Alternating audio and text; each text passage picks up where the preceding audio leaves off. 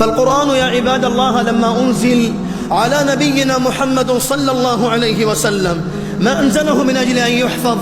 وما أنزله يا عباد الله من أجل أن يكون على الرفوف مركا، وإنما أنزله الله عز وجل للتدبر وللعمل به تبارك وتعالى. أو ما سمعت قول الله في سورة القيامة لما يقول الله ذو العز والجبروت لمحمد صلى الله عليه وسلم: لا تحرك به لسانك لتعجل به إن علينا جمعه وقرآنه فإذا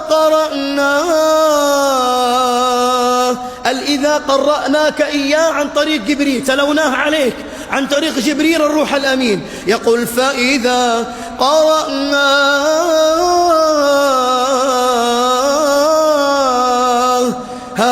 فاتبع قرآنه ثم إن علينا بيانه. فلو داواك كل طبيب داء بغير كلام ربي ما شفاك.